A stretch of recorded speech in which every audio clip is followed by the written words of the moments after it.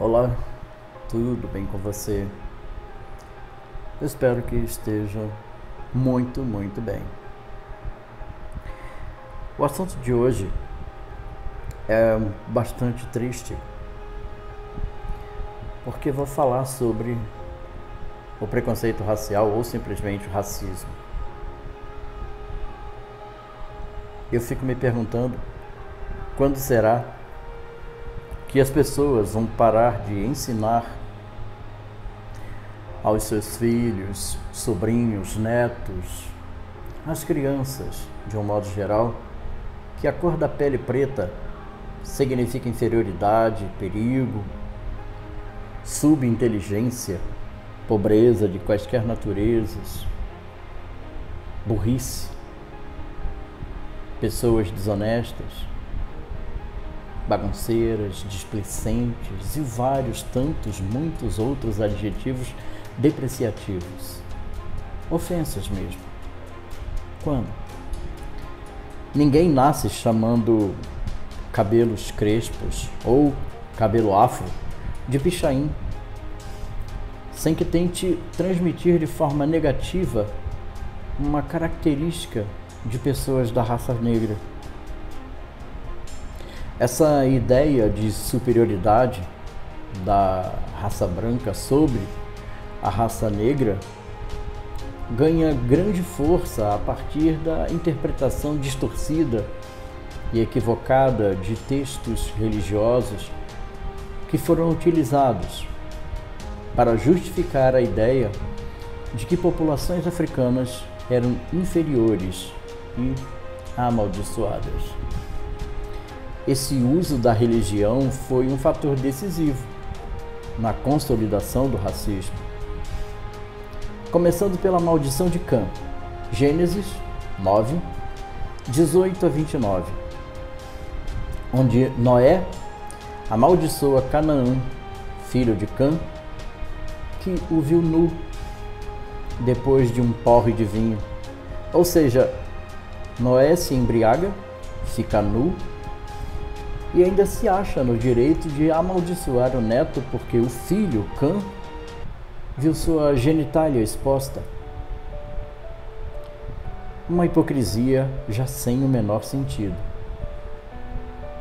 Então, durante a Idade Média e Era Colonial, teólogos e colonizadores interpretaram erroneamente que essa maldição justificava a inferioridade dos descendentes de Cã, que eles associaram às populações africanas. Essa interpretação completamente desprovida de fundamento histórico ou teológico foi amplamente usada para legitimar de povos africanos. Em algumas tradições religiosas, especialmente no período colonial, foi difundida a ideia de que os povos não cristãos tinham almas inferiores ou primitivas, necessitando de salvação, trazida pelos colonizadores, melhor dizendo, invasores brancos. Isso serviu para justificar a escravidão e o extermínio de populações indígenas e negras como uma forma de missão divina. O absurdo cometido pela Igreja Católica e outros grupos religiosos que apoiaram a escravidão africana com o argumento de que estavam sendo civilizados, desrespeitando completamente os hábitos e costumes dessas populações e convertidos ao cristianismo. As bulas papais Dum Diversas, 1452, e a Romanus Pontifex, 1455, autorizaram a captura e escravidão de povos não cristãos. Nos séculos 17 e 18, durante o Iluminismo, muitos líderes religiosos misturaram teologia com pseudociências emergentes para reforçar as hierarquias raciais. A religião foi instrumentalizada para sustentar a ideia de que Deus criou as raças de forma hierárquica, com os brancos no topo. Que absurdo. A origem do preconceito racial pode ser compreendida como um fenômeno histórico, social e político que emerge em diferentes contextos ao longo da história humana, mas sua forma moderna está intimamente ligada a eventos específicos. Colonialismo e escravidão. O preconceito racial moderno tem raízes profundas no período colonial, quando as potências europeias começaram a explorar, conquistar e escravizar populações de outras partes do mundo, especialmente na África, nas Américas e na Ásia. A ideia de raças superiores e raças inferiores foi amplamente usada para justificar a exploração econômica e a desumanização de povos europeus. De povos não europeus. Teorias raciais do século XIX. Durante o século XIX, pseudociências como o darwinismo social e a eugenia, que em resumo dizia tratar-se da melhoria da espécie humana, com um discurso aparentemente inofensivo sobre cruzar pessoas com boas características genéticas, ou seja, não misturar brancos com negros ou latinos e, pasmem, com esterilização compulsória de mulheres com essas características.